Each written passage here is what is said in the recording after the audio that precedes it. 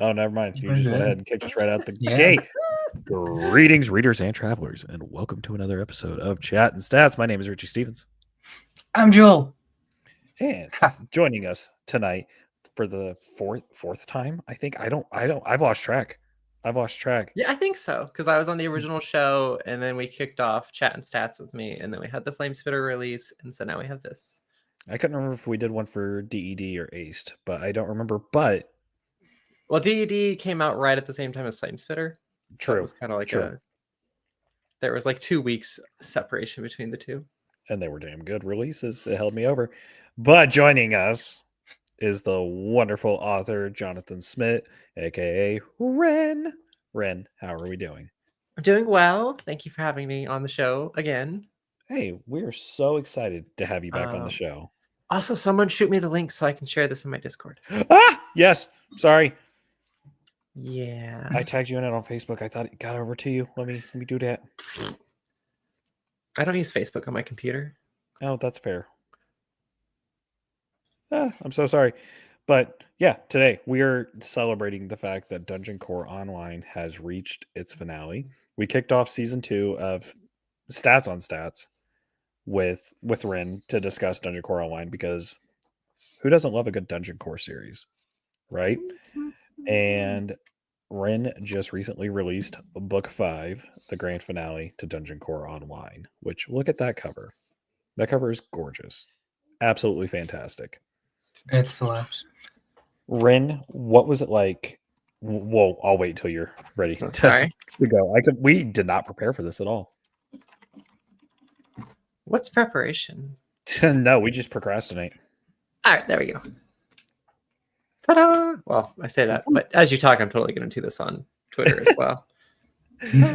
What was it like to wrap up a series? Because I know, like, Hollow Dungeon or the Bone Dungeon series, the Elemental Dungeon series, is a trilogy. Yes, it's complete. What was it like to take another series and finish it? Finishing series is always like super bittersweet. Because one, it's like a weight off your chest because the series is done. So you're just like, I don't have to like focus too hard on any of this anymore. The stress is kind of to finish the series is gone, because then you're like not panicking that life's going to happen and you're not going to be able to finish the series for the readers, because I never want to leave any series unfinished for the readers. I always want them to, get a conclusion to my stories. Right. But that being said, it's super stressful writing a final book, because I don't want to like let the readers down at all. So it's a lot of weight on your shoulders of like figuring out, you're like, okay, my story is going to end. We're coming to this conclusion. And you're like, am I wrapping up all the threads? Am I giving everybody what they want? Are they going to be happy with the ending? What if they don't like the ending? Because like when you're still writing a series, if there's stuff that happens that people don't really like or something, you can always adjust it and fix it in the next book. Like, there's still room to continue on. But when you're finishing a series, that's it. Like, there's no retconning back. There's no, oh, we're going to go get rid of a character. Or we're going to go change this and tweak things so that it can like correct path. It's done. So there's that finality to it, which makes it a little harder to deal with. And then with DCO, it's just crazy because Dungeon Core Online has been with me since the end of 2018. I started writing it just as a joke to parody Lit RPG and Dungeon Core while I was waiting on Bone Dungeon to be edited, and then it took off, hit over 3 million views on Royal Road, so we decided to start publishing it. And now here we are 6 years and some change later, and it's done. And I'm just like, well, that's a little over half a decade of my life is completed now. Well, I will tell you on my end, satisfying ending. Absolutely loved the way Dungeon Core Online 5 ended. Joel? Me? Honestly, a little sad that it's over, I mean, like, I'm sad, but the premise itself had like limitless possibilities. And I think you did a lot with that, and it was crazy and it was awesome. And it's just sad to see it's over, honestly. Well, there is But some good news in that I do still plan to write all the Dickin' Around books. Let's go. So there is going to be a Go. lot of content still from Alex's point of view. You're going to see a lot more of like Fel interactions. You'll get to see a lot more, interactions in the dungeon with the Knights Who Go Knee. And then you'll get to see, especially like the last book of Dicking Around is going to, because they run concurrent to James's story in Dungeon Core Right. Online.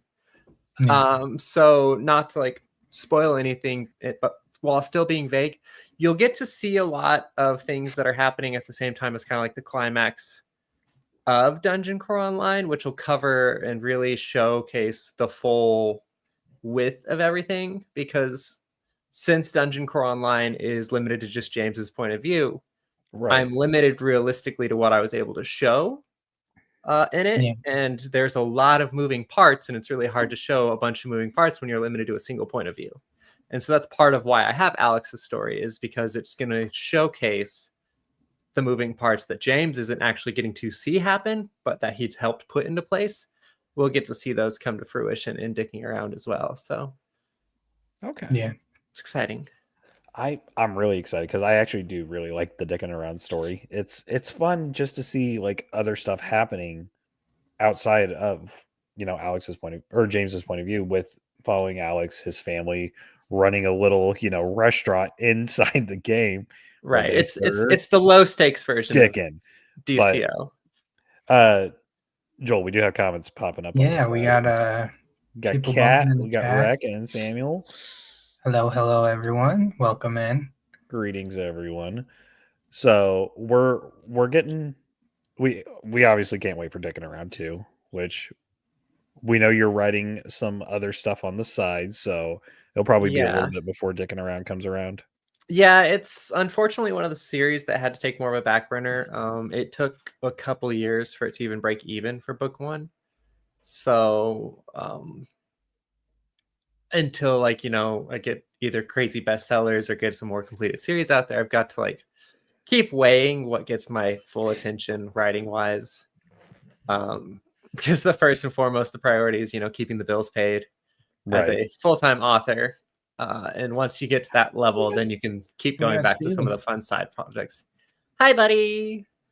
We love Stephen Landry. Hi, Stephen. Yes.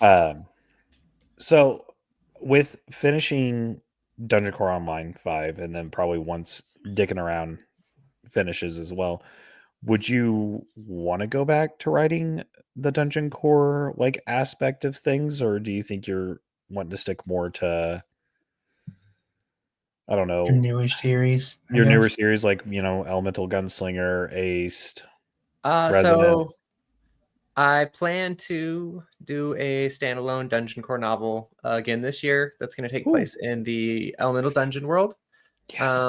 It will follow the story of the Dungeon of Ashes, which is the fire dungeon that gets showcased throughout the Bone Dungeon world series. The Dungeon of Ashes is the one in the Bone Dungeon series that was corrupted and was sending over the demonic fire mobs that assault the Bone Dungeon in book 2, and it has some other like parts that are very memorable for the, which gives that damn good cover of book 2, if I'm Elemental. not mistaken.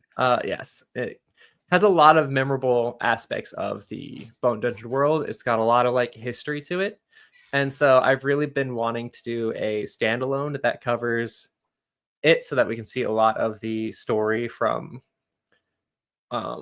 just its start and finish, because it does have a lot of history that I hinted at and started building when I was writing the Bone Dungeon series. And so I'm excited. Plus, I really enjoyed that world in general when I was writing it. The system, the mechanics, everything in it, I have had a lot of fun with. And so I've been chomping at the bit to get back to it. Otherwise, though, I have obviously Elemental Gunslinger, which is cultivation. I have Resonance, Dead, which is monster taming. I want to do an Isekai Monster Hunter themed series. I still want to finish Monster Hunter, obviously. Yeah. I still want to finish Aced, get that slice of life tennis goodness out. So I've got a lot of projects I want to start and get going. I do have another monster taming one that's more like isekai vibes that I want to do. So plenty on the plates. It just kind of comes down to what mood I'm in when I have the time to choose new stories. That's fair. I get that. I'm trying to think. Joel, I'll let you ask the next question. Well, I think of my question because I just lost my train of thought. Well, I know as far as series that I'm looking forward to, I know Elemental Dungeon, or not Elemental Dungeon, Elemental Gunslinger, yes, was phenomenal, and I cannot wait for book 2. I've been waiting for book 2 for that, so that should be good. I am so close to finishing it. I am at like a major pivotal moment with it right now in the story that's going to like set me off and like project it towards the climax. So I'm super excited about that. I've been having a blast with it. I've been loving seeing the characters develop in it. The cultivation in it has been coming along, so we're starting to see like a lot more mana uses and everything. So I'm super excited for sharing it. I know from when we had you on last episode, you were talking about how there were like more aspects of like the mana system that you haven't really dove into yet, and that got me really hyped for the series. So. Yes. Book 2 deals a lot with the indigenous people, which is part of what's been taking me kind of a while. Is just because I've been doing my best to like research and be as respectful as possible to the culture. And so it's been slower going on some of those aspects because I have to like pause and go watch some documentaries or like read up a bunch of like accounts and everything so that I'm making sure that I'm being like respectful and appropriate and not like falling into the stupid Hollywood stereotypes that everybody grew up with that are grossly, wrong. So not Blazing Saddles. I love Blazing Saddles, though. Don't get me wrong. Mel Brooks Blazing Saddles is a gem of its own, but Mel Brooks films are great. But yeah, so I'm super excited to showcase how the indigenous people utilize mana in it, and so Mr. Jones gets to kind of learn those aspects as well and learn more about himself and his core. Not only am I excited for book 2 of this, but I'm excited for book 2 of just hearing Ryan do this book because I'm so excited for that. Yeah, he absolutely killed it with book 1, as the entire cast over at Soundbow Theater did, because everything they do just knocks it out of the park. Let's be real. I think anything they touch is just a masterpiece when you got so much talent over there. So excited. And you gotta just love the gruff cowboy accent. Which it killed me when I heard Ryan first do it, because I was like, that's not Ryan's voice. And then I remember how talented Ryan is. And I was like, that's Ryan's voice. Right. And book 2 has a lot more of like Miss Watts too. So we'll get to see more of like Andrea's voice. Yeah. Because the character development there is really good. There's some more like minor antagonists that get introduced. There's a series long antagonist that gets introduced that I've been having a lot of fun writing the scenes for, because I'll switch to his POV when I'm doing them. So, well, I got a question about Dungeon Core Online. Yes. So, because obviously this takes place in the future a little bit. Hey, Ren, when are we getting season 2 of No Game, No Life? Just curious, like out of the blue, just curious. It's in your book, so it's obviously happening. Obviously happening. I'd say probably like 2029. Okay, I can accept that. Joel, can you wait that long for one of your favorite animes to come back? No. Well, tough shit. No. I need it injected into my veins right now. I mean, such a good series. Such an awesome anime. I have been watching some Solo Leveling. I was just about to say I need the next episode. I need the next episode of Solo Leveling in my life. I'm behind on season 2. I need to catch up. I haven't started any of season 2 yet, so it's alright. It's. I think we're only gonna get like 3 seasons with like the pacing of it so far. Has it already jumped that much? Well, so they're currently doing the raid on The the island. island. Yeah. Oh wow. Yeah. And then this upcoming Saturday is the last episode for the season. How many episodes were in this season? I think like 12, 13, 14. 13. Oh wow, so I'm really far behind. I might just wait until it's all there and binge it, kind of like how you did Jobless Reincarnation, Rin. Which I need season 3. Saturday is the final episode. So obviously some anime inspiration went into writing some Dungeon Core online. There's a lot of stabs at No Game No Life. Obviously, Blank as the brother-sister combo that is insanely scary when they are on the field of the dungeon. What other little inspirations would you say were? Oh my gosh, there were so many. There were so many. Do have a question. Oh, We'll get to the question in a minute. Okay. We see it there. Don't worry. Yeah, Dungeon Core Online. I literally was just pulling like inspiration from pretty much anything. Again, it started out as just a parody and riff. So I was just like, I'm gonna throw it as many Easter eggs as I can because that was one of the jokes people had about the tropes of lit RPG. Because again, I was writing this 2018, 2019 was when essentially the first 3 books worth of DCO content was getting put out. And so I was just riffing on like every trope people would come into like the forums or onto the Facebook pages and talk about. And they're like, oh, everybody's doing Easter eggs. Everybody keeps making references to this. And so it was like flavor of the week. It was like whatever I was ingesting in the real world, I was just like, how can I fit this in for the lulz? So there's Critical Role references in there, obviously Monty Python. Oh yeah. We love our knights. Final Fantasy. The final book 5 has Dungeon Crawler Carl references in it. Fucking Matt Denneman, I swear. I got a chuckle out of him when I sent him his reference. So it's funny.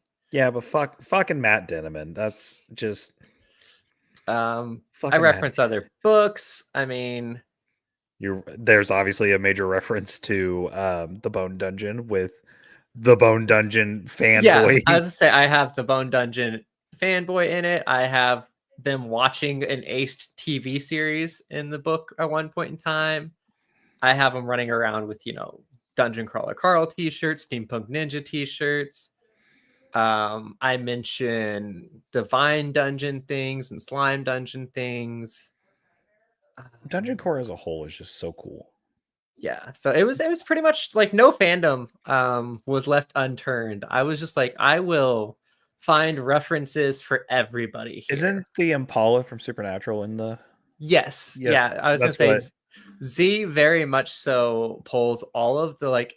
Z is us, like Z's a 90s baby, and so like all the references that we're living now, that's just Z making them because he's just the call out to everybody in our generation. That's which I think we can all agree Z is like a fan favorite when it comes to the character.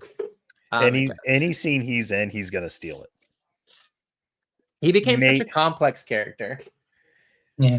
And then like I remember I think it was book 4 when we get like Z's backstory, and Portal literally like reached out to me and was like, "Are you okay?" Like just how deep and emotional it got. They were like, "Are you doing okay? Do you need to talk to somebody?" Did you just send them back a nope? I'm just like, I'm fine. It's okay. We good. We keep trucking. Yeah, there's no toaster bath involved. It's okay. Like we're good. Ignore the empty bottles of liquor. Yeah. We're fine. You don't pull any punches with this series. No. But we'll touch base on that in a minute. We did have a question. Joel, do you want to go throw it back up? Yeah, sure. How does Glide split their items on their plate for writing? So like how do you like split up your time? I'm guessing. Right now I'm hyper focusing on single series. And that's just purely driven by need to keep bills paid. Once things get stabilized, I like to write usually 2 or 3 series at a time. That way, whatever mindset I'm in on a certain day, I can just write what I feel there, because I Right. am very much so a pantser discovery writer. So sometimes when I sit down, I might not be in the mood to go hardcore Western. I might want something funnier. And when I've got the pleasure of being able to spread myself out across different series at a time, that's what I'll do. Is I'll be like, whatever I'm feeling that day is the story I'll hop in and write. So right now, though, I'm doing a little more self-discipline so that I can speed up the production when it comes to the sequels to Flamespitter and Dead. Okay. Once those two are both out, I'll probably try to fall back into my normal preferred working on multiple series at a time, just because it does let me usually have like one or two projects going that are solely publishing purposes, and then like another side project like Infinite Tower, where it's just me goofing off, and I upload it to Royal Road, but there's not really any stress to it, and it's just something I can relax with. Okay. What was I about to? Have you been taking a break from writing just to get a little Monster Hunter in with the release of Monster Hunter Wilds, or? I haven't been taking a break from it, but I have I play it at night sometimes. Life's just been really busy though lately, so I haven't gotten A lot of big changes. as much gaming into it as I would prefer. So We're gonna like get some time in soon. I beat the storyline, but I haven't really gamed at all the past like 2 weeks, other than just doing occasional Magic the Gathering. Your scary ass decks. I'm still terrified. When anytime anyone brings up Magic, I was like, "Yep, you haven't seen my friend Ren play. She's terrifying." I do good shenanigans. Good shenanigans? No, you do terrifying shenanigans. Your dungeon deck for the D&D I love that set deck. that you showed me on Arena, I'm still flabbergasted at what you were doing. You should see the Doom Clock deck. I don't want to. I'm terrified already. Ren, hit don't someone scare for- me anymore. I hit someone for a couple hundred damage on turn 6. Is this on Arena, or is this an actual deck you have built that you're gonna bring to? It's Arena, because if I was going to play it in Standard, it was like a $500 deck. Oh, fuck that. And your girl ain't got that money. Nope, that's fair. That's fair. But I will be bringing some of my Planeswalker decks, my Commander decks with me to Jordan Con and Lit RPG Con, so that I will be able to play Magic shenanigans. And we have Paul in the chat now saying, "Let's tits now." Hey, everybody loves tits. There's nothing wrong with that. Everyone loves tits, but I'm thinking it's more of the isn't it an SNL Jeopardy joke? No, I don't. I think it's just the acronym for the Infinite Tower. Well, I know tits, but there is like they have like a French word up there, and Sean Connery goes, "Let tits now." I don't remember. It's a Will Ferrell, Alex. Sounds like something would happen. That would be yeah. I'm gonna very much so would be a Sean Connery Saturday Night Live shenanigan. It would be, but Infinite Tower is a series that you were doing for a little bit. How's that going? Because it's got 140,000 words in it. Ooh. Do you know what chapter you're on or left off? I pulled up on I left off on like chapter 100 on Royal Road, but I think I was up to chapter 112, roughly. Okay. I was getting close to completing the final arc. Gotcha. Well, I mean, not the final arc, the first arc, because Infinite Tower's whole point is that it doesn't have an end. Are you looking at getting that one into Kindle book, audiobook form, or? I don't really know. It was just a fun Road story, because it's got a really slow pacing. It's more slice of life, but in a grimdark world, with like a Dark Souls roguelite type Cat ass about build to it. Magic. I will definitely be bringing Commander decks with me. So I'm hoping the Final Fantasy decks are out by then, because I want to get my Cloud one. They should be, because I believe the Final Fantasy set releases in June or early July. I don't remember. Regardless, I was gonna say I am definitely bringing some decks with me, but then I was thinking I might just pick up like one of the precons out there and goof off with it. I know we're going to be doing a lot of fun at Lit RPG Con. It's going to be a fun time. There's I'm so super many. stoked. They were like, yeah, this is going to be a small con for the first Lit RPG Con, and then we get the most stacked roster possible. Right? Good God. Yeah, I'm also getting in early. I'm getting in on Wednesday. We're then leaving Monday. I think we're leaving Wednesday and we're going to get there Thursday. Or we're going to try to leave Tuesday and get there Wednesday. I don't know. It's going to be Joel, myself, and Maddie driving out. Mhm. So It's a long drive. Yeah, it is going to be a long drive. drive, but it's for us, it's going to be 15 hours, Joel, and we're just pretty much going to take I-70 the entire way. That's easy. I'm Yeah. flying. It's a straight shot, so It's like a 26-hour drive, so I'm flying. it will rotate off and on. So Joel, you can sleep in the back, and then I can drive, and then Maddie can drive, and I can sleep in the back, and you can hang out. We'll just rotate. That's how the wife and I usually do when we go to Colorado. But since it's just me going to Lit RPG Con, I was like, I am flying. We were debating flying, but it's like, okay, I come home with a lot of books from Dragon Con every year. Mm-hmm. Oh, I know that boy. I'm like, I don't know how many books I'm going to come home with from Lit RPG Con that I don't already have.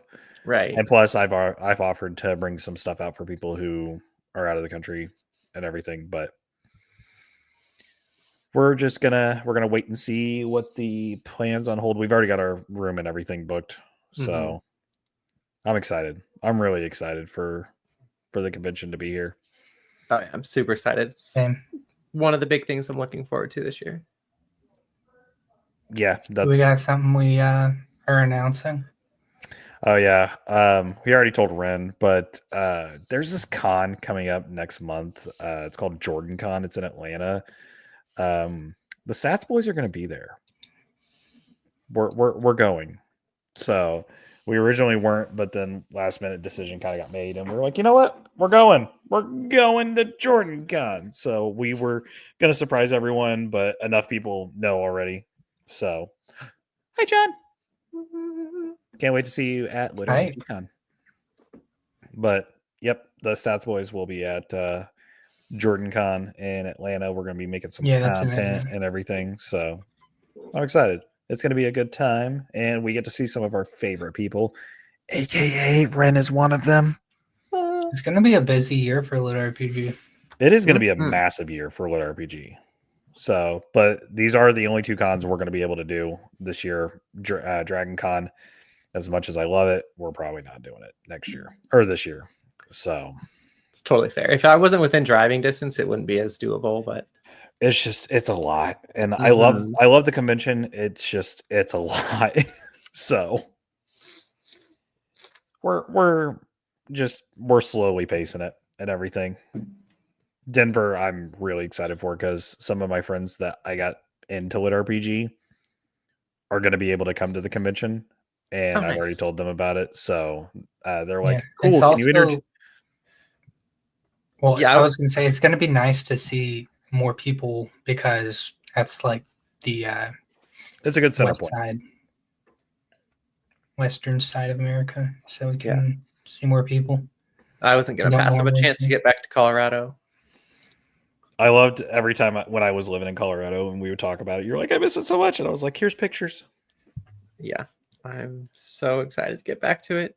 Which, I mean, everyone's like, oh, you guys are going to be on vacation. It's like, no, we're going to be working.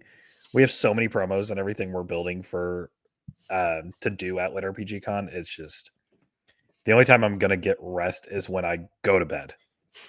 That's it. I feel like Lit RPG Con is going to be more like, I don't know, more work than Jordan Con will be. Oh, definitely. Yeah. Jordan Con's going to be laid back. We're going to make some content while we're there, but we're mainly going to just see everyone. Neil Helgers is doing a panel, which is the one I have to go to. So, yeah. John, you're on the list, by the way, for promos at Lit RPG Con. So, Ren. Yeah. Dungeon Core. Dungeon Core. What was your favorite floor? I really like the 4th floor. Just because the shipbuilding aspect on it had me super Megalodons. excited. The Megalodon. I'm like so excited to Megalodon. showcase that more from Alex's point of view. Because like the That's whole gonna be cool. building, that whole like building those mechanics for this 4th floor, I was just like, oh my god, I want to be on this floor. Like I want to build a pirate ship. I want to customize it and deck it all out and custom and specialize it. And then like, also I'm a sucker for fishing and MMOs in general. Like How much time? my Final Fantasy 14 character spends a shit ton of time fishing. I only did fishing in RuneScape and WoW. Yeah, I had the flying shark mount in Final Fantasy 14 from fishing shenanigans. That's how I made money in game too. But hey, you know, somebody's got to go catch all the fish for everyone to cook. But so making the 4th floor, I was just imagining like how much fun could be had playing on that floor as a player, because not only are you getting the Sea of Thieves experience, but you've also got, you know, all the fishing adventures and the buried treasure and just there's so much. And then like the ship combat, because I loved like Sid Meier's Pirates growing up. That's a good game. Yeah, and I like Skies of Arcadia too, which had ship customization. So it's just pulling. I was a big fan of Black Flag. I was a big fan of Kingdom Hearts and my gummy ship. Dude, I knew you were going to mention that. I thought you were going to mention Pirates of the Caribbean. I did play the MMO for Pirates of the Caribbean. But no, like just Kingdom Hearts in general, like with the gummy ship building, I spent way too much time on that as a kid. And then the Pirates of the Caribbean MMO that came out around the time I think Dead Man's Chest was out, or at World's End, I can't remember. And then of course Black Flag and in Pirates of the Caribbean you could customize. We did play a little bit of Sea of Thieves, but it's not one we ever really spent a lot of time on. I would love to do it. So I'm just like, oh god, reasons I quit Star Wars Galaxy. Damn, that's a deep cut. So Joel, what's your favorite floor, my man? Oh man, that's a lot of good floors. I like the. Mine's the cybernetic snow biome one. So that's what, 4 or 5? 5th floor, yeah. Yep. This is the safe zone. Cyber penguins. I don't give a shit about anything else. Cyber penguins. Dude, there's so many good floors though. Like, see, I love the boss fight for like the swamp area with the grandma who summons fucking stuffed animals. Yeah. Oh yeah, Exodia. Yeah, pretty much. And that's just crazy shenanigans. The Megalodon fight was amazing. I really had a lot of fun goofing off with how I could make Badgie do shenanigans in fights. Like any fight that involved the Knights of Gonia, I was just like, what's Badgie going to do this time that's completely ridiculous and unhinged? It's whatever they want to do. So you got some comments. Yeah, Galaxies is not still running, but it got morphed into the Old Republic. Yeah. Toilet mimics. Yes, toilet mimics. Toilet mimics. I was gonna say, I like level 2 just because I mean, Terminus is one of the like most iconic bosses from Dungeon Core Online. Steampunk dinosaurs, and then also the fact that I got to throw my love of Zoids in there with my dude, I love Liger Zero inspired. I was waiting for more Bakugan. Freaking Jenkins family interaction. See, as soon as you started, going with Old Man Jenkins, I was like, oh, it's just going to be a Scooby-Doo reference. And then I started waiting. Hold on. Where's Leroy? Where's he at? Good old Leroy Jenkins. Good old Leroy Jenkins. Yeah, I was expecting you to put the entire speech in there. No. Like I said, I loved, putting in call outs and references to things, but I was definitely careful towing the line when it came to, you know, what was fair use, and I didn't want to like get too close to anything. I feel like that one could be fair use though, because it's been memed so much. Yeah, but at the same better time, safe than sorry, right? So I mean, I do have the Leroy Jenkins call out, but no full speech. Hermes is in the back. I just saw a cat raise up behind my name. So, Ren, I do got a question, because I don't think I've actually asked you this yet, but with your love for Magic and everything, when are we gonna get the Ren deck builder?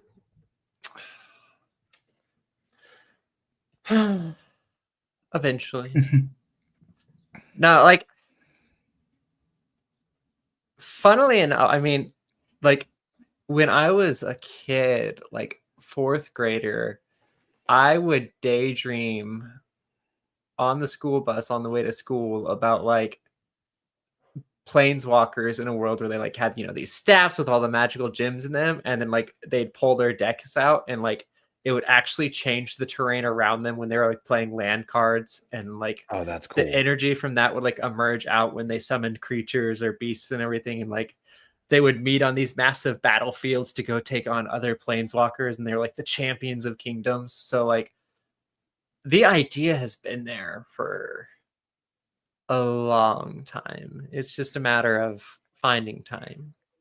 My best friend and I, Mario, who's been one of my best friends since kindergarten, him and I are the reason Yu-Gi-Oh got banned at our elementary school. So yeah, I just love good deck builders now. So I get to relive, anytime I read a card builder or a deck builder, it's just like I feel like it's those stories I was thinking of in my head. I miss watching the old school Yu-Gi-Oh. Yu-Gi-Oh game. Yu-Gi-Oh is so complex now. I hate it. It's ridiculous. I hate it. It's like, oh, you can end me on turn 1. Cool. Mm-hmm. Next. Yeah. Right. Yu-Gi-Oh now is just essentially solitaire. Yeah.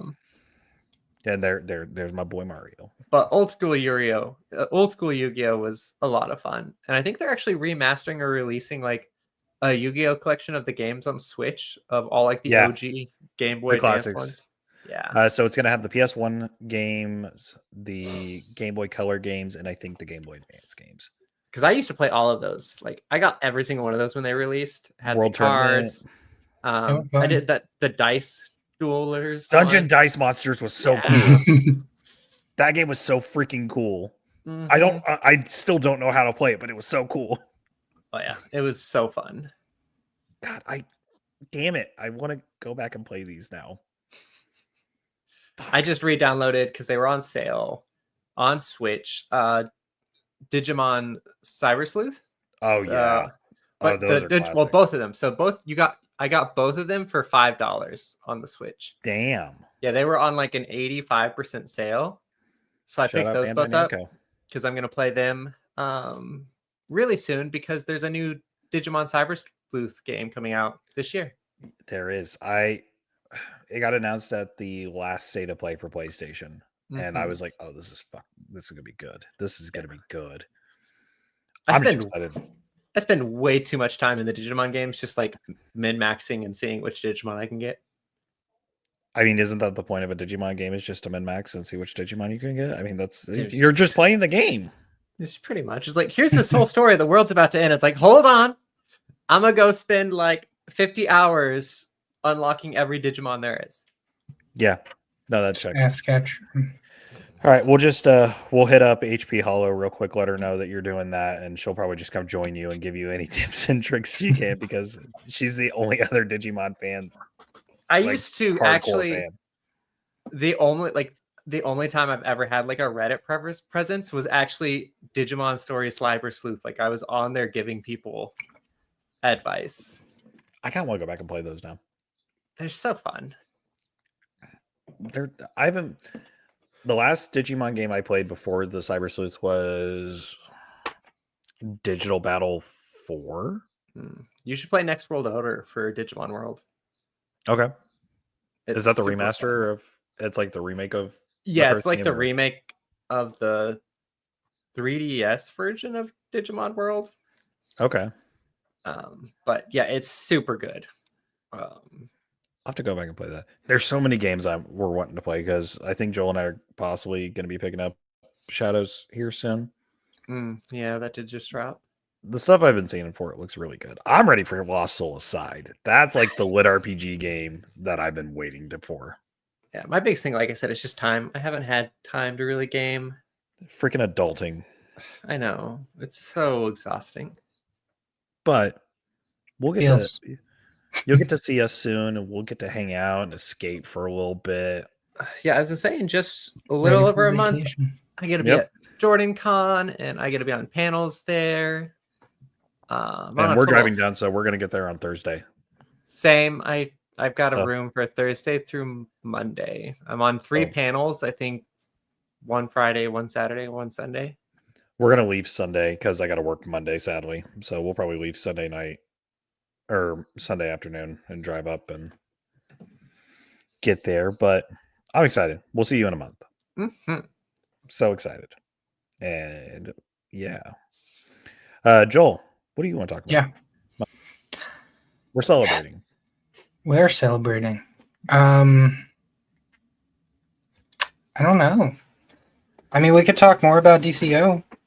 Yeah. Actually, I do have a question I for mean- Red CO. It just came to me. Did Go the ahead. story end where you originally thought it was going to, or did you have to rewrite the ending from your original plan? So the original plan of DCO, before it became something I was publishing, was that it was just going to run it forever. Right. So it was just going to be infinite dungeon shenanigans of building a new floor and derping around with it, and building a new floor and derping around with it. And so that was a completely different mindset for it. And then when I was like, oh, I need to kind of pivot to publish this because your girl needs to make money. We do want our girl to make some money. Then Get out there. it was like, okay, what's the world like that I've been writing in it? And then it got like the dystopian vibe to it. And I was like, okay, so the end state is going to be what it was in book 5. So it was what I was always going to get towards the moment I decided it wasn't going to be an infinite dungeon building. Okay. And I mean, that was the point of the game. Like when I started writing it, like I already knew that was kind of why the game was being introduced. But when it was going to be infinite, it was going to be infinite. And like, that was just trapped in the game that's where forever. The powers come from. Got it. And so I almost, when I was writing book 5, I even joked with Portal about it. They told me it probably angered people, but I just also decided against it because it would have been a lot of extra time and work. But I was going to write an alternate ending to it as well. So like have a part where the story branched and broke off into a second ending option. Oh shit. So there's going to be like a good ending and a bad ending. I mean, you kind of did that. Well, it was Right. it was gonna be very video game-esque though. So it was like, okay, here's the good ending, da da da da da, everything happy, like that's what the ending was. And there's like, here's the bad ending where like it Everyone snaps and he like everybody like starts to die, but then James comes to and finds out it's all been a secret research simulation when they were running tests on humans to see how long they could go until the mind broke. Jesus he You're comes- secretly in the Matrix. The real world doesn't exist. Ah. Yeah. And then I see John's comment there. I think John wasn't in here earlier when I mentioned that dicking around was actually going to cover a lot of that stuff. Okay, sweet. I thought it was a very satisfying ending. Obviously, I said that earlier. I don't want to spoil too much for people who haven't even started the series yet. Mm-hmm. But in Lit RPG, there's not a lot of completed series because a lot of there's more now than there More was, now, but yeah. But like the first series that was completed in Lit RPG, like actual Lit RPG, other than like the Divine Dungeon that like first came to mind, was Life Reset, and it's that was the first series I think that I actually completed from start to finish. Maybe Greystone Chronicles from Dave Wilmarth. But that one's ending was just like, oh, back to the game. See, Where mine was Michael Chatfield's Immarillia series. see, I didn't finish Emerelia by the time I'd finished Yeah, it's Life Reset, but Life Reset, very satisfying ending. Was sad, had me emotionally fucked up for a while, but it was still good. This one, very wholesome, very satisfying in the fact of I want there to be more. I'm excited that there's going to be more, but I was content with where it ended. mhm. Yeah, well, and it's like I said, like writing endings is hard, and I think that's part of the inherent thing with regards to lit RPG in general is it's really easy, relatively speaking, to have like a fun game idea and be like, I'm gonna turn this into a story. Yeah. And just the creation of the world, game mechanics, character development, all of that is super easy and fun and fast, and that's like what everybody loves. Is just coming up with crazy achievements, coming up Mhm. with some unique game aspects, coming up with new monsters or enemies. Everybody loves doing that.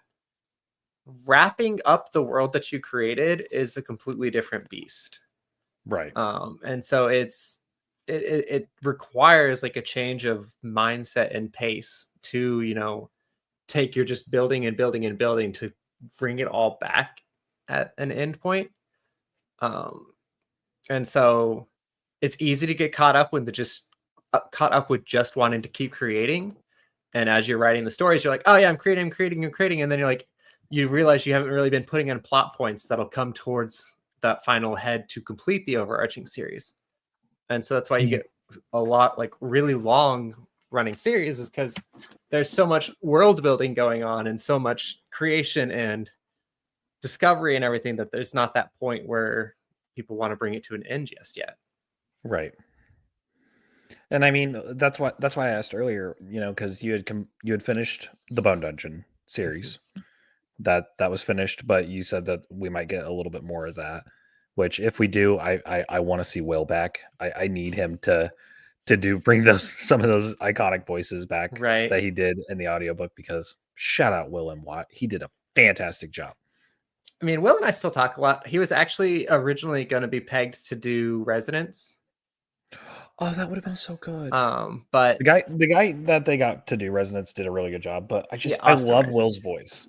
Yeah, I love Will. Will doesn't have his own audio editor now. Okay. And Portal doesn't have an in-house one. Gotcha. And so it took me too long to get Resonance finished because Will used to have one and then he didn't. And so when Resonance was done, he no longer had one. So I was like, damn it. Big sad. But yeah, I don't know. With the Dungeon of Ashes story, I might be able to poke Sound Booth to see if they'll tag team with Will on some of it. But it is going to be from a different point of view, obviously. Yeah. It's just Sound Booth did such a good job with it as well, because it had Will, Lori. It had the I think cast. it had Catherine. Yeah, I think I had Catherine Van Winkle. Lori Catherine. So yeah. I'm pulling up Audible right now because it's like I was listening to it when I was doing Lyft the other day, because I was like, oh, I'm just gonna go back to how I felt in Colorado and listen to my RPGs as I drive around. What's the appropriate ones I can listen to? But that was the other thing, was like with the Bone Dungeon series, like the way I ended it was I then wanted to, like, I left it off to where I could revisit the world to tell the story of everybody's kids afterwards. So like have a plot pick up like 20 years after the conclusion of Hallowed Bones. So you have everyone's kids come in together to like go do some things. There was a spot where I wanted to tell the story of the Guildmaster. Okay. And from her like original dungeon diving party adventures, because they were very different from the world that you see in Bone Dungeon. Because when Bone Dungeon comes around, you have like most of the dungeons dying off, and there's a shift kind of in power dynamics with everything. Whereas when the Guildmaster was young, it was a very different world. There were a lot more dungeons. Things were a little more dangerous, though. Cast is Will, Jeff Hayes, Lori, and Annie. Okay, yeah. I was like, I thought Justin was on one of them, but I could be. No, Justin wrong. wasn't part of Sound Booth. I thought he was in the last one. He might. I don't know. I don't think he joined Sound Booth until later. I don't know. Now that Justin's there, it's like, wow, I forgot there were books before Justin because Justin's on a lot of them now. I was say, yeah, Justin has a big role in Sound Booth Theater now, so he's one of the more recognizable names and faces. We're just gonna do a quick little session of just like, hey, Sound Booth Theater, we love you. You're amazing. You got all those talented people there and some new faces joining. So ooh, that reminds me. Joel, did you ever check out the audio drama of Aced that Sound Booth did? I did not listen to it. I did see it was up. I saw the cover art for it. It's good. It's really cool. Yeah, the anime opening song is fantastic. I completely rewrote everything for that. Mm-hmm. Oh, it's sounds good. like I need to go back and listen to it. It's only episode 1. It's only episode 1. Yeah, it was. The stipulation there is if it gets popular enough, like if enough people check it out on their site, then we'll get more episodes. But hey, Joel, zoom in on my camera real quick. Click on mine to make it bigger, real quick. Just I need to do a dramatic thing. Cool. Yeah, I don't know if that's. It's damn it! Really, all right, I know how to do it, but I can't do it on my screen.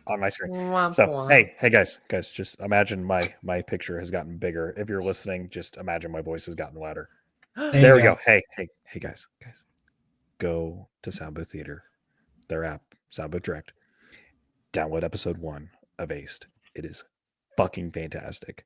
Ryan did such an amazing job with this, and everything about it is fantastic. I didn't think I was going to care about tennis. I don't like tennis. I don't.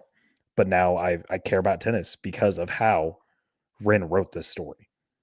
The characters, everything. It's fucking fantastic. I need you to go. It's free. Episode 1 is free over on Sound Booth Theater's app. Just Sound Booth Theater Direct. Just search it up on the App Store. Download it. It's great. It's a free app with a free book. Go do it. Now, Joel, you can unzoom now. I'm going to hype it up. I'm going to hype it up any chance I get because it's so cool. I would love for Ace to get more love because, I mean, I really enjoyed writing it. I think it's some of my best. I really enjoyed reading it. I think it's some of my best characterization work. My copy's still packed up, or else I would be showing it off. I see it behind you, but yeah, as I say, it's behind me. I was gonna say that's another reason why I feel like ending a series is harder for Lit RPG because the characters are so much more relatable to a game-based audience. Yeah, just because that's how me and Rich would talk to each other. So to see a series end would be oh, there's either everyone's dead or there's just it's just the story's ending, but the adventure continues. Mm-hmm. Yeah, because I mean, Joel and that just makes me want to write more, right? So yeah, you don't want to say goodbye to those characters. Difficult. Yeah, Joel and it would be difficult to wrap up a series. Joel, we've had thousands of hours into games between the two of us, of games we played together. And some of those games we don't even touch anymore. And it's kind of bittersweet to go back and think about it because, hey, Defiance, no fall damage. Horrible game, but we had so much fun on it. You never know when it's going to be your last time logging into a game. Right. It's like I booted up an Xbox 360 the other day and saw messages from people that I played with back when we were in high school. And I was like, damn, I don't even talk to these people anymore. I hope they're doing good. I hope they're out there, living their best life. Dude, I got a message from one of my friends back in high school that was asking for your username a year ago. Oh, Zach? That I logged in to respond. And I was like, yeah. Yeah, I ran into him. He was like, I just messaged Joel for your username the other day. And I was like, it's still Rich Dolphus, man. It's the same as it was. I saw that message a week ago because I logged in and checked my messages. Yeah, I had ran into Zach, and I actually ran into Clayton not too long ago too. I was like, damn, Yeah. I miss the high school. I miss the high school time of when we were just gaming and having a good time. And now we are adults and we game with our lit RPG crews. Yeah, I don't miss it. Hello, latecomers. Hi, Tori. Hi, Tori. Hi, Fane. Hi, So hi. we are going to start wrapping up here soon, but I want to go ahead and give you a shout out, Ren, because Dungeon Core Online was great. It got me through a good part of COVID, and I was enthralled with this. Bone Dungeon definitely got me through COVID. You did a damn good job with this series. I was sad to see it end, but I'm excited to see what else you do with it because you said you were continuing dicking around. So quit dicking around and continue dicking around. I had to throw it in there somehow. I was trying to figure out how I did it. It didn't work as well as I wanted it to. So toast your bath. There's later. a joke in there somewhere. Yeah, there's a joke in there. And you did such an amazing job with these characters. You pulled on the heartstrings a lot with this series. But I was always rooting for the good guys. And then when the bad guys show up, I was like, fuck them. Freaking assholes. Dude, I just loved the craziness. And it was like so in over the top. scale. Did I make you feel bad for Xander at the end, though? A little bit. For Xander? Just a tad bit, but nah. That guy's an asshole. It felt humanizing, but yeah, fuck that guy. That's the thing. It felt a little. It felt like you were trying to give him a human aspect to it, but also fuck Xander. Like Xander, he shit. Trying to move the computer and it fell. Ignore me. Yeah, it's just like you had me on the edge of my seat for a lot of good shit. And then some of the shit I was like, oh God, this is unsettling. Xander's interaction with James, I think it's towards the end of book 2, book 3. I think it's book 3. Should be book 2. Is it book 2? I'm trying to remember. Yeah, book 3 is Cybers. That's right. Which is Cybers is. Yeah, book 3 Cybers and Persephone. Right. Did we ever get a run-in with the dragon dungeon? We had that initial fight with them. Yeah. The second I was fight waiting for their dungeon screen. war. Yeah, that's something I might showcase with dicking around. Heck James had other things to deal with. James was out there fighting wars. Legitimate, like actual wars. That poor man. I don't think James ever really got a break. Really. No, well, especially because like the forced sleep, it's just like you either sit here conscious with doom and gloom or you force sleep, but then it just feels like you blinked and now you're at doom and gloom again. It's like But even like the moments that he got with Rue for like they were always getting interrupted. They never really got their few moments. Fucking Steve.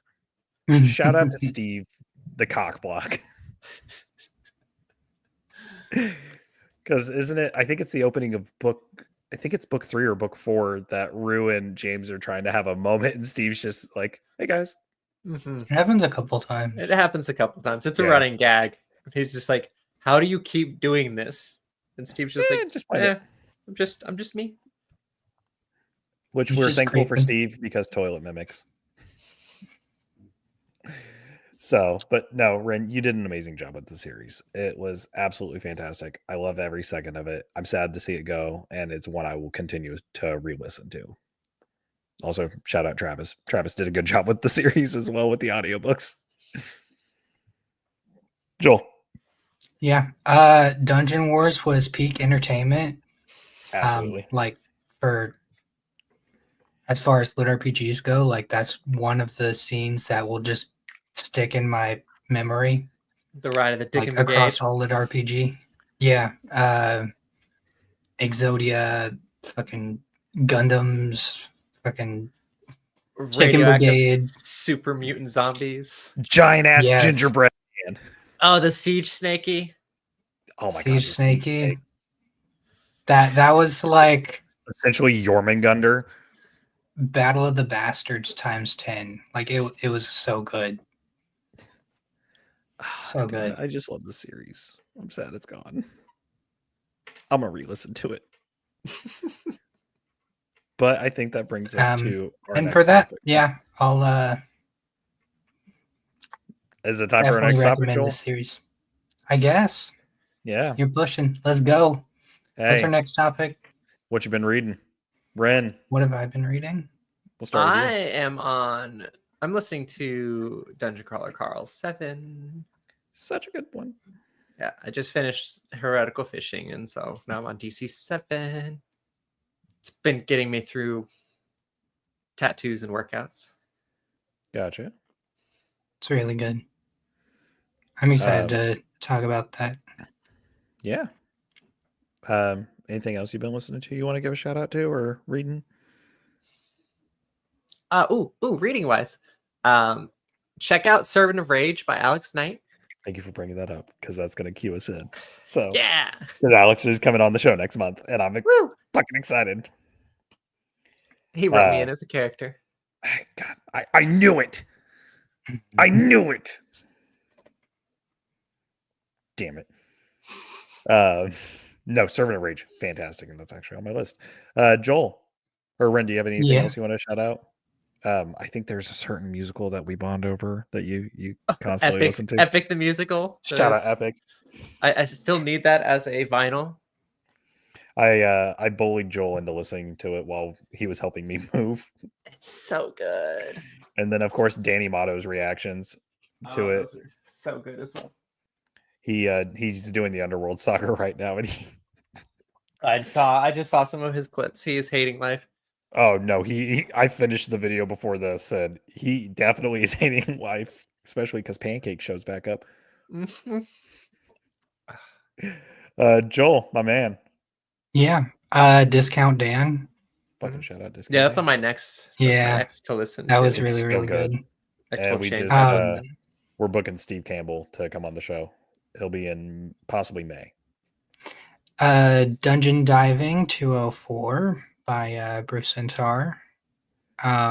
Also, World Keeper came out with a new book in the series. Still going. I thought the series ended. Yeah. Cosmic Crusades is the name of the newest one. Hell yeah. Other than that, I recently started Sean Dunning System Awakening, Super Genetics. That book fucks. Fucks. Yeah, it's really good. And I have Mage Tank and Servant of Rage downloaded, so that's what I'll be listening to next. Hell yeah, that's what I've been listening to. Nice. All right. So in the past 10 days, I've listened to quite a few books. I finished Bad to the Throne, which is The Good Guys, book 16. I did get through beta testing The Apocalypse, which another book from Athon. As soon as I saw it was Ryan Reed narrating it, instant buy. Ended up being a fantastic read. I loved it. Servant of Rage, I did do a listen through, but I had beta read it because I fucking love Alex. Mage Tank's on my list, but I haven't done it yet. I'm currently re-listening to Dungeon Diving 10. I've done 101, 102, and I'm in the middle of 103 with Jessica Threaton, Chris Boucher as the narrators for it. What else? Oh, Welcome to the Dark Age by Mallory from Legion Publishing. Fantastic book. Can't wait for book 2. Think cultivation in the King Arthur world with WWE moves. It's great. It's fantastic. I love it so much. I'm trying to think what else I'm looking through because I had to reset my phone, so I had to re-download everything, so everything's out of whack. I think that's it. Oh, Discount Dan, obviously. But Joel, you already touched that. Oh, Dakota Kraut's new book, Red X Wolf and his Damsels and Distress. Yeah, I need to read that next. It's funny. It's good. I love it. It's so good. Shout out Dakota. And then to go to sleep, I have been mixing it up with what I listen to. And last night I picked Wrath, which is the first book in the Dinosaur Dungeon series by Alex Raisman. So good. So good. I've already listened to the entire series or current, and it's so much fun. But there's just something about a Dungeon Core book I can just fall asleep to. Could be a bunch of mutilation, but I'm like, it's peaceful. I'm here. So yeah, that's what I've been listening to recently, and yeah, that's really about it. But we have some fun shows planned. This wraps up our March shows, and next month I got to get the dates in order, the calendar, everything picked up. But we do have Sean Dunning coming on next month for Super Genetics to talk about that series. Timothy McGowan for Dragonstone Academy, and then I had one more. Oh, Alex Knight for Servant of Rage. So I got to get all the dates in line and everything to see about that. We have an episode with Coldfang 89 for First Necromancer in the list. Did you say dungeon? I said mutilation in the dungeons. Obviously, people just getting absolutely devoured because the Dungeon Core devours. Aaron. Aaron. But yeah, that's kind of what we got planned. And then of course we'll probably do a live stream while we're at Jordan Con. I know we always say we're going to do a live stream at a con, but this time I actually mean it. We'll probably do a TikTok live or something while we're there because I can apparently go live on TikTok now. Just learned that. So yeah, that's kind of where we're at. Yeah. So be on the lookout for all of our stuff. Thank you for tuning in. Thank you. And also, we have a website up now. Yes, go check it out. chattinstats.com. And then if you are interested in being on the show, because we are opening bookings and everything, if you write in the lit RPG and progression fantasy genre, shoot us an email, chattinstats@gmail.com. And yeah, we'll take everyone into consideration. We're just looking at booking stuff and everything, but we'll take a look. If we haven't read your stuff, we'll have to sit down, read it, and Joel and I will talk it over and go from there. And Jess. Can't forget about Jess.